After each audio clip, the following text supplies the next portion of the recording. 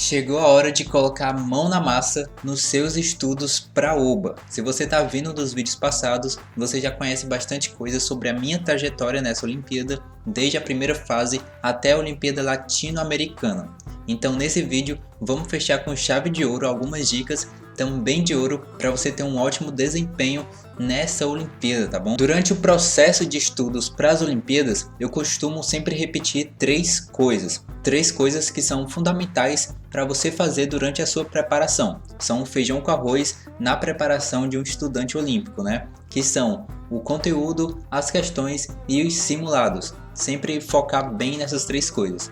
Porém, não só de feijão com arroz viverá um medalhista. Essas são três coisas em que você precisa focar muito, mas ao longo da minha trajetória você viu que eu passei por diversos momentos em que muitas outras coisas também foram importantes. E olha, fica atento a uma coisa, vamos fazer uma dinâmica aqui nesse vídeo. De vez em quando vai aparecer uma palavra, uma letra, uma sílaba no meio da tela.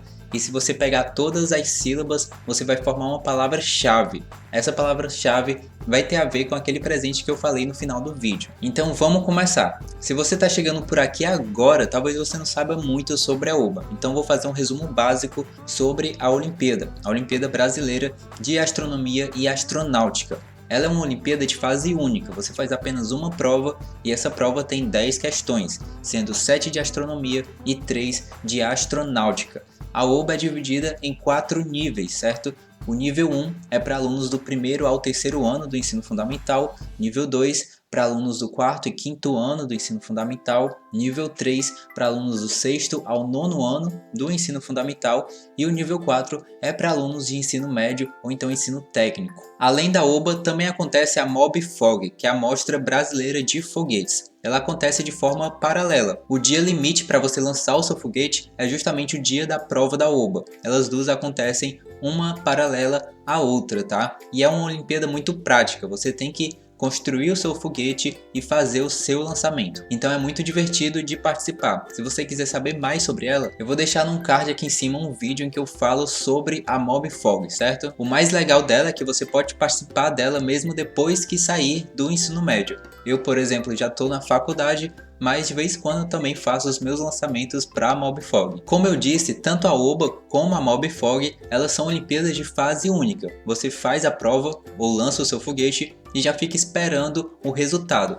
Porém, ambas têm uma continuação. Vamos ver como isso funciona. No caso da OBA, são as seletivas de astronomia. É o processo seletivo que classifica os estudantes do Brasil para representar o Brasil em Olimpíadas Internacionais de Astronomia. Então é um processo que tem várias fases e para participar dele você precisa estar no nono ano e tirar 9 ou mais na prova da OBA, ou então estar no ensino médio fazendo o nível 4 da OBA e tirar 7 ou mais na prova. Aí você é classificado para a primeira fase do processo seletivo, que eu já comentei bastante nos vídeos passados. Foi uma das melhores fases da minha vida em que eu fiz viagens incríveis, conheci pessoas incríveis e foi muito bom. Passando por todo esse processo, você tem que alcançar o pódio do Brasil, dos melhores estudantes do Brasil inteiro. Então é um desafio e tanto, né? Mas ainda assim vale muito a pena. No caso da MOBFOG, a continuação é a Jornada de Foguetes. Ela acontece em Barra do Piraí, no Rio de Janeiro. Para participar dessa jornada de foguetes, você precisa ter uma equipe na MOBFOG, o seu lançamento precisa ter mais de 100 metros e precisa ter sido a melhor equipe da sua escola, porque só é chamada uma equipe por escola. Esse evento ficou suspenso por algum tempo, mas quando estava acontecendo, essas eram as regras. Eu já fui convidado uma vez para participar, mas acabei não podendo ir por conta da verba que eu não consegui para poder ir lá para o Rio de Janeiro, fazer a inscrição no evento e tudo mais. Mas vamos torcer para que essa jornada volte a acontecer logo, né? Agora que você já tem uma visão geral sobre a Olimpíada, vamos para as dicas de ouro. Vamos começar com aquelas três coisas fundamentais. A primeira dica de ouro são os conteúdos que você precisa estudar. Eu vou deixar na descrição um link que vai direcionar você para o edital da OBA, onde tem todos os detalhes sobre a Olimpíada, tem todos os conteúdos que caem nas provas, mas eu também vou falar sobre isso, principalmente sobre as questões de astronomia. Eu fiz um levantamento dos últimos 10 anos de Olimpíada. e eu coloquei todas as questões que caíram nos últimos 10 anos de acordo com o seu assunto. Então vou mostrar para vocês esse levantamento para você saber o que mais caiu nos últimos anos. Vamos lá, eu vou colocar aí na tela a porcentagem dos conteúdos que mais caíram nos últimos 10 anos em cada nível, lembrando que são as questões de astronomia, a forma como eu entendo elas, né, como elas se encaixam em cada conteúdo, e vou ficar olhando aqui para a apostila de questões do treinamento de astronomia para Olimpíadas Científicas, que tem todas essas questões separadas por assunto. Então bora lá. No nível 1, a gente tem vários conteúdos como a Terra, coisas sobre a Terra no geral, caíram 4 questões. Sobre a Lua cai muita coisa, 14 questões nos últimos 10 anos, sobre fase da Lua, sobre eclipses. Estrelas e constelações, nós tivemos 6 questões. Coisas sobre o Sol, questões acerca do Sol, foram cerca de 4 questões. Estações do ano e ano bissexto, foram 4 questões também. Planetas do Sistema Solar, no nível 1, nos últimos 10 anos de Olimpíada, foram 20 questões sobre Sistema Solar. Olha só como é muita coisa. Depois de planetas do Sistema Solar, tem algumas questões bônus que misturam vários assuntos, né? Foram cerca de 13 questões que funcionam dessa forma, que falam sobre cometas, que misturam coisas sobre a Lua, o Sol, que falam sobre aviões, essas coisas assim. Então foram cerca de 13 questões bônus. Agora vamos para o nível 2, Os conteúdos vão ser praticamente os mesmos, só que a quantidade de questões acabou mudando, Sobre a Terra, caiu apenas uma questão nos últimos 10 anos, uma coisa específica sobre a Terra, que foi falando sobre o movimento de rotação dela. Sobre a Lua, caíram 20 questões nos últimos 10 anos no nível 2 da UBA. Sobre características da Lua, fases da Lua e eclipses, tá? Sobre estrelas e constelações, caíram 7 questões. Sobre o Sol, caíram apenas 2 questões. Sobre planetas do Sistema Solar, caíram 20 questões. Sistema Solar é algo muito recorrente que cai bastante, né? E as questões bônus, novamente, foram 13 questões. Agora vamos para o nível 3, que as coisas vão ficar um pouquinho mais pegadas, vão ter vários outros conteúdos, né? Então, olha só quantas questões caíram de cada conteúdo. A gente vai começar com movimentos do Sol e da Terra. Caíram cerca de 3 questões sobre isso. Movimentos do Sol e da Terra é rotação da Terra, revolução da Terra em torno do Sol, esse tipo de coisa.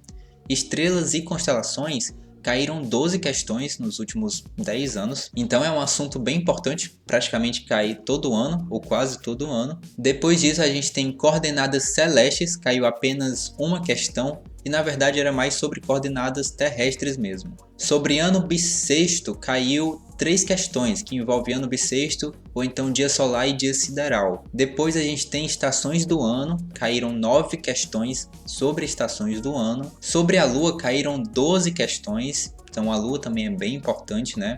Nos últimos 10 anos caíram 12 questões sobre a Lua, fase da Lua, eclipses.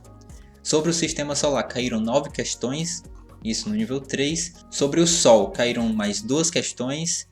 Sobre estrelas, e agora não é sobre estrelas se tratando de constelação, é sobre as estrelas mesmo, sobre a composição delas e tudo mais. Foram cerca de 7 questões, temperatura superficial, luminosidade, essas coisas, foram 7 questões sobre estrelas. Sobre leis de Kepler, caíram 5 questões nos últimos 10 anos, e sobre gravitação caiu apenas uma questão, que era sobre centro de massa, foi em 2019. E tem apenas 2 questões bônus, que vai falar sobre o que é um corpo luminoso e iluminado, e uma outra em que você tem que colocar o nome da Lua, de um aglomerado, de uma nebulosa e tudo mais. E aí tem algumas questões de matemática, em que você usa matemática básica para poder resolver as questões. Tem uma aqui que fala sobre velocidades, uma que você usa regra de 3, diâmetro angular. São coisas que você precisa usar para resolver algumas questões da OBA, mesmo sem usar mesmo um conteúdo de astronomia. Isso cai bastante no nível 3 e principalmente no nível 4, tá? Vamos ver o nível 4 agora. Olha só, no nível 4, movimentos do céu e da Terra caíram 3 questões, esfera celeste caiu uma questão, que tinha uma esfera celeste, era para você desenhar o movimento das estrelas. Foi na primeira OBA que eu fiz, inclusive, 2018. Estrelas e constelações, 7 questões, então continua sendo bem importante. Coordenadas celestes, 3 questões. Ano bissexto, dia solar e dia sideral foram 2 questões. Estações do ano, 7 questões. A Lua, 5 questões. Sistema solar, também foram 5 questões. O Sol, caiu apenas uma questão. Estrelas, coisas sobre a composição das estrelas, luminosidade, foram 3 questões. Efeito Doppler, caiu uma questão nos últimos 10 anos da OBA. E foi em 2021, então é bem recente, é bom você estudar esse conteúdo. Sobre história da astronomia, caiu uma questão que falava sobre a história dos telescópios. Caíram 5 questões sobre leis de Kepler, 6 questões sobre gravitação, e aí tem aquelas questões de matemática também, que você usa apenas o enunciado e alguns dados da questão e um pouco de matemática para poder resolver a questão. Ó. Notação científica, regra de 3, semelhança de triângulos, diâmetro angular, são coisas que você usa para responder essas questões. Ó. Notação científica, eu considero assim umas 4 questões, em que era interessante você saber para poder fazer bem os cálculos. Regra de 3 e semelhança de triângulos, cerca de 6 questões. Diâmetro angular, 5 questões. Então tem esses conteúdos principais, tá? Lembrando que essa é a forma como eu consigo encaixar essas questões de acordo com cada conteúdo. Às vezes uma questão fala sobre 2 conteúdos, mas fala mais sobre um do que sobre o outro, né? Enfim, assim a gente vai organizando e você pode se organizar assim para estudar as questões de astronomia. As questões de astronáutica, elas vão sempre falar aproximadamente da mesma coisa, né? Foguetes, satélites, a ida do homem à lua, e eu considero elas questões muito interpretativas, sabe? Por isso eu não faço essa divisão de questões, principalmente no nível 3 e ainda mais no nível 4. No nível 4 tem muitas questões de astronáutica que você tem que apenas fazer uma interpretação de texto e resolver alguns cálculos às vezes, né? Usar uma segunda lei de Newton, usar algum conceito de energia, velocidades orbitais, velocidade de escape, tudo isso pode ser importante para responder algumas questões de astronáutica. Então tá aí todos os conteúdos para você ter uma base de como se preparar, de quais conteúdos são realmente cobrados aí na sua reta final de estudos, né? E vamos agora para a segunda dica de ouro, que são as questões. Não adianta você ler sobre todos os conteúdos, assistir todas as videoaulas, saber tudo, achar que sabe tudo sobre conteúdo, se você não colocar em prática, não fazer as questões da própria Olimpíada para testar os seus conhecimentos. Me diz aí uma coisa que você gosta de fazer. Você gosta de tocar violão, de jogar futebol, gosta de andar de skate? Me diz algum hobby que você tem. Agora pensa, você consegue aprender alguma dessas coisas, uma coisa dessas que é prática, só olhando alguém fazer, ou então olhando o vídeo de alguém ensinar você a andar de skate, por exemplo? Tenho certeza que você não aprende, né? A não ser que você seja o irmão do Chris. Da mesma forma, você não vai aprender da forma certa os conteúdos se você não colocar em prática. Você precisa estudar um conteúdo e depois colocar ele em prática com as questões, tentar resolver as questões. Caso contrário, você não vai estudar da forma como deve para ser um medalhista. Então vamos combinar uma coisa, até o dia da prova você vai fazer no mínimo as 3 últimas provas da OBA, ou das 5 últimas provas, tá? Quando foi a minha época, eu fiz todas as questões das últimas 10 provas da OBA, ou seja, foram cerca de 100 questões. Quando estava nas seletivas online, eu fazia simplesmente todas as questões dos últimos anos, eram cerca de 300 questões e eu fiz elas mais de uma vez. Uma coisa que eu fiz muito durante os meus estudos foi aquela separação de conteúdos, né? Pegar as questões e separar cada uma por assunto. Isso dá um grande trabalho, mas pode valer muito a pena para você se organizar. Resolvendo as questões da própria Olimpíada, você realmente aprende, fixa os conteúdos que você estudou e consegue ter um bom desempenho com as provas. Então não deixe de fazer isso. Agora vamos para a terceira dica de ouro, que são os simulados. Aqui entra a mesma lógica das questões. Você tem que praticar com simulados para poder chegar bem na prova. Fazendo vários simulados com questões da própria Olimpíada, você consegue colocar em prática os conteúdos que você estudou. É a hora de você se colocar à prova. Ver como você se sairia no dia da Olimpíada, já de cara com a prova. E é importante porque você vai testar os seus conhecimentos, vai adquirir uma estratégia melhor para resolver a prova, vai fazer uma revisão geral dos assuntos, afinal o que cai na prova é o mais importante. Então é essencial você chegar no dia da sua prova já sabendo o que você vai encontrar. Você sabe que vai encontrar 10 questões, 7 de astronomia e 3 de astronáutica. Só que uma prova vai muito além disso. Diferentes provas têm diferentes métodos de aplicar as questões. Por exemplo, a OAB já passou por uma fase que teve questões abertas, agora são questões de múltipla escolha. Você tem que entender como é que a OAB coloca as questões. Às vezes tem muitos textos, você tem que saber encontrar os dados corretos para você usar. Saber encontrar as dicas também. Se você pegar as provas passadas da OAB, vai ver que em muitas questões tem lá dizendo basta usar uma regra de 3, por exemplo. Então você não concorda que é muito importante você saber já disso antes de fazer a prova? Então faça muitos simulados. Simulados de verdade. Separe um tempo do seu dia, o tempo de prova que você vai fazer. Pegue uma prova passada da OAB. Se desligue de todas as distrações e faça realmente aquela prova como se fosse a sua prova no dia da OAB mesmo. Então vai lá, se esforce, não deixe nenhuma questão em branco, por mais que você não saiba tudo sobre a prova, tente fazer o máximo de anotações, cronometre o seu tempo bem para você fazer todas as questões, tá? E ao final você ainda pode corrigir aquela prova para saber quanto você iria tirar naquele ano. No início, com certeza você vai tirar notas bem baixas. Eu mesmo tirava cerca de 3, 5 nesses simulados que eu fazia na primeira vez. E mesmo assim naquele ano ainda fui medalhista de prata. Então eu comecei bem ruim, mas fui melhorando aos poucos e fazendo bastante simulados. Uma coisa que me diziam na época era: o mais legal dos simulados é que você pode fazer eles quantas vezes você quiser. Se você errar, não tem problema. Você está no tempo de errar. Você tem que errar agora para poder aprender e não errar no dia da prova, né?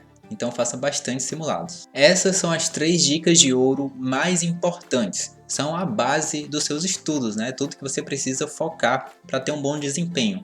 Porém, tem algumas outras coisas também muito importantes que a gente vai comentar agora. Eu falei agora pouco sobre os simulados e eu comentei sobre você não deixar nenhuma questão em branco, né? Essa também é uma dica de ouro.